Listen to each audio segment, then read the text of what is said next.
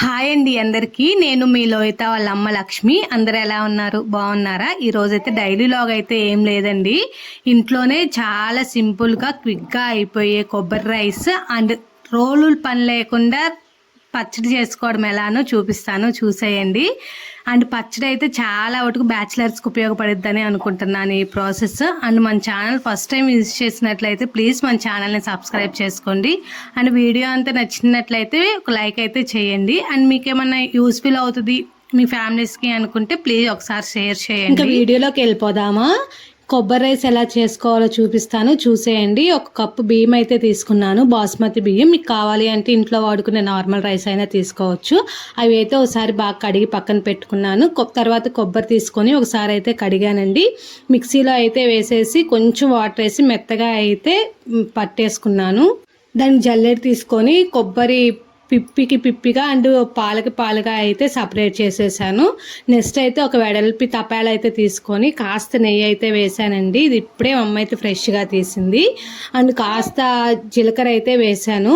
ఒకటి యాలక్కాయ అయితే వేసాను, ఉల్లిగడ్డ అయితే వేసాను, ఒక్క పచ్చిమిర్చి ఒక్కటే వేసాను. పిల్లకి పెట్టేది కదా, సో మంట అయితే తినదని చెప్పేసి.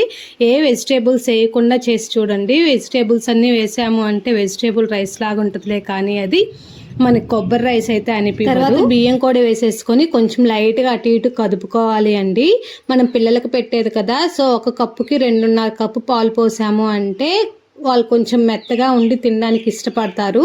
లేదు కొంచెం తింటారు అనుకుంటే 2 కప్స్ పోస్తే చాలు. కొంచెం ఉప్పు అయితే వేసేసాను, మొత్తం అయితే కలపెట్టేసుకున్నాను అండి.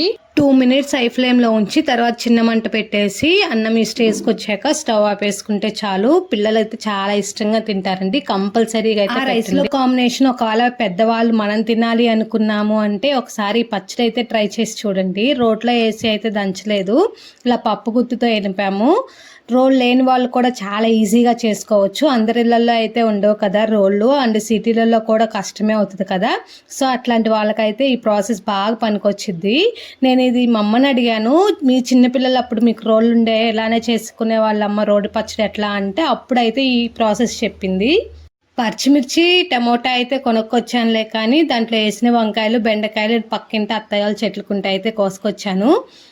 ఇంకా పచ్చడి ఎలా చేసుకోవాలో చూపిస్తాను, చూసేయండి. ఒక కళాయి పెట్టుకొని కాస్త అయితే ఆయిల్ వేసి కొన్ని పచ్చిమిర్చి వేసిన తర్వాత ఇవి కొంచెం ఫ్రై అయిపోయిన తర్వాత కొన్ని టమాటా ముక్కలు కూడా అయితే వేసేసాను. అవి కూడా కాస్త మగ్గిన తర్వాత బెండకాయలు అండ్ వంకాయ ముక్కలు కూడా అయితే వేసేసాను. ఇవి కూడా కొంచెం ఫ్రై అయిపోయిన తర్వాత కూసింత ఉప్పు అండ్ కాసింత పసుపు అండ్ కూసింత జీలకర్ర అండ్ కూసింత చింతపండు కూడా వేసుకొని మొత్తం ఫ్రై అయిపోయిన తర్వాత స్టవ్ ఆపేసుకొని కొంచెం కూల్ అయిపోయి కొంచెం గోరువెచ్చగా ఉన్నప్పుడు పప్పు గుత్తితో అయితే వెనుపుకోండి. ఇంక తగినంత ఉప్పు అయితే వేసేసుకోండి.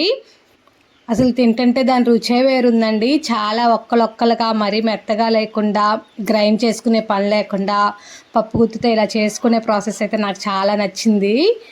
ఇది మొత్తం అయితే మెదిగిన తర్వాత తురుముకున్న ఉల్లిగడ్డ ముక్కలు అండ్ 3 నుంచి 4 అయితే తెల్లుల్లిపాయలు వేసేసుకొని పచ్చడి ఇంకా రెడీ అయిపోయినట్లే. ఇలా ఈ స్టేజ్కి వచ్చింది అంటే ఇంకా మీకు ఏమైనా వీడియోస్ కావాలి అంటే కామెంట్ సెక్షన్లో పెట్టండి, నేనైతే షేర్ చేస్తాను.